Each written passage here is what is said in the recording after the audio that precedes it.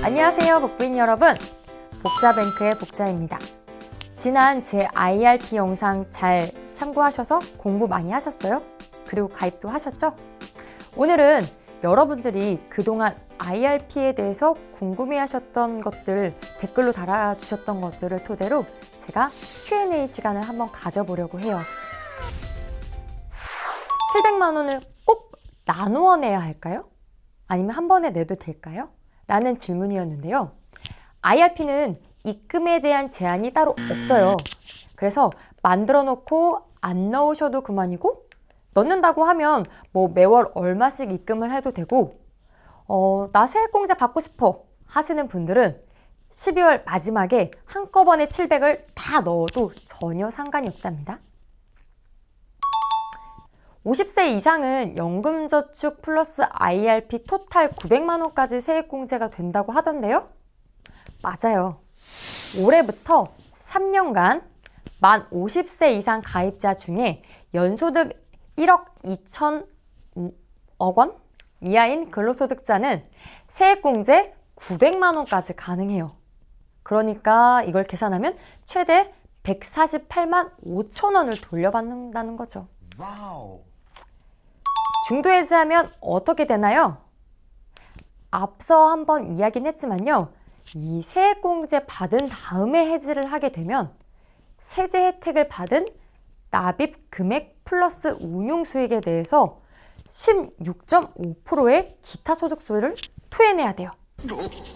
다시 돌려주려면 뼈아픈 금액이긴 하죠. 다만 세액공제를 받지 않은 금액의 경우에는요. 서류를 제출하게 되면 감면받을 수가 있어요. 연금보험료 등 소득세액공제 확인서라는 걸 제출하게 되면 되는 건데요. 단 신기 후 동일 연도에 해지를 할 경우에는요. 제출 생략도 가능해요. 만들고 돈을 안 넣으면 어떻게 되나요? 상관없어요.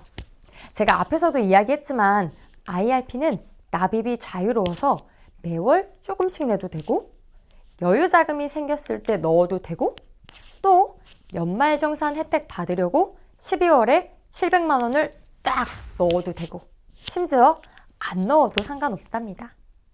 이건 팁인데요. 12월에 급하게 막 연말정산 때문에 제가 막 돈을 700만 원을 넣었어요. 근데 뭘 투자해야 될지 모르겠다 싶으면 일단 자금을 넣어두고 충분히 고민해도 돼요. 어떤 상품에 따로 가입을 하지 않아도 된다는 거죠. 물론 이럴 경우에는 아무런 이자는 받을 수 없지만 그래도 세액공제 혜택은 받을 수 있겠죠? 제가 이직을 할 건데 퇴직금을 받고 나서 바로 해지하면 어떻게 되나요? 퇴직금을 일시에 수령하게 되면요. 퇴직소득세라는 걸 내야 하는데요. 이걸 IRP 계좌로 이체를 해서 연금으로 받게 되면요. 퇴직소득세율의 70%만 연금소득세로 납부할 수 있으니 소득세가 30%로 경감되는 효과가 있어요. 제가 퇴직을 하려는데 회사에서 IRP를 만들래요. 왜 그래야 돼요? 2012년 7월부터 이직이나 퇴직을 하게 되면 반드시 IRP 계좌로 받으라고 법이 바뀌었어요. 퇴직금을 IRP로 입금을 하게 되면 퇴직소득세를 차감하지 않고 넣어주기 때문에 그 세금까지 투자를 할 수 있다는 장점이 있어요. 이게 무슨 말이냐면요. 제 퇴직금이 1억이고 퇴직소득세가 500만 원이라고 하면요. 만약 이거를 그냥 통장으로 퇴직금을 받으면 내 통장에 500만 원을 제한 9,500만 원이 입금이 돼요. 하지만 이 퇴직금을 IRP로 입금하게 되면 1억 그대로 입금이 되기 때문에 이 세금인 500만 원도 투자를 할 수 있다는 장점이 있는 거죠. 뭐 투자 비율이 70%, 30% 이런 비율이 있던데 투자 상품은 70%밖에 안 되나요? 네, 맞아요. 이 개인형 IRP의 경우는요. 계좌의 총 금액 중에 딱 70%까지만 위험자산을 넣을 수가 있어요. 여기서 말하는 위험자산이라고 하면요. 뭐 주식형 펀드, 채권 혼합형 펀드, 뭐 해외 채권형 펀드 뭐 이런 게 다 포함이 되겠죠? 저 IRP 가입하려는데 어떻게 해요? 라고 물어보신 분들이 계세요. 크게 4가지 단계가 있다라고 보시면 되는데요. 첫 번째, 필요 서류를 미리 준비한다. 필요 서류는 신분증과 자격별 증빙 서류겠죠? 두 번째, 원하는 금융기관의 계좌와 추가로 IRP 계좌를 개설하는 건데요. 이미 그 기관의 계좌가 있다면 IRP 계좌만 추가로 개설하시면 돼요. 그리고 세 번째, IRP 계약 확인을 금융기관에서 할 거예요. 그 제출하신 서류를 보고 가입 자격 증빙 자료를 확인하는 단계라고 보시면 돼요. 보통 당일 또는 다음날 정도면 개설되었다고 연락이 올 거예요. 그리고 마지막 네 번째, IRP 계좌가 개설되었다면 상품 및 한도를 설정하는 거예요. 여기가 조금 헷갈릴 수 있긴 한데요. 사고 싶은 상품, 즉 투자하고 싶은 상품을 골라서 얼마의 비율로 투자를 할 건지 등록을 해야 되고요.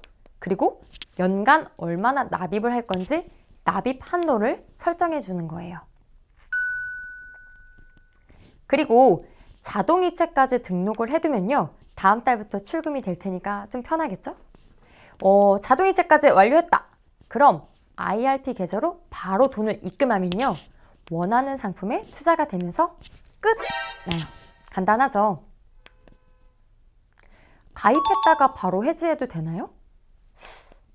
생각 없이 은행 갔다가 은행 직원이 가입하라고 해서 가입을 하긴 했는데 집에 와서 곰곰이 생각해 보니까 해지하고 싶을 때가 있어요.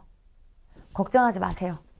연말정산 혜택을 받지 않았다면 뱉어내거나 해야 할 건 전혀 없어요.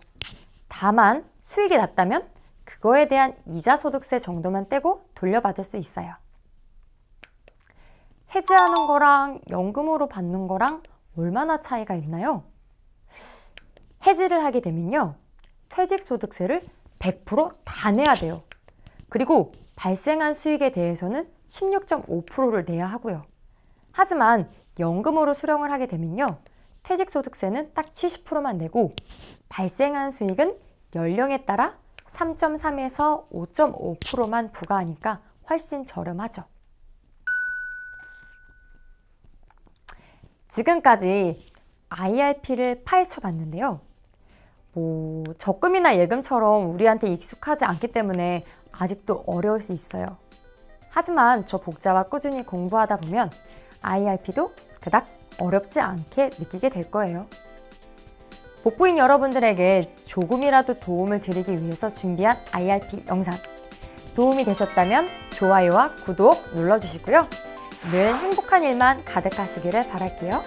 그럼 안녕!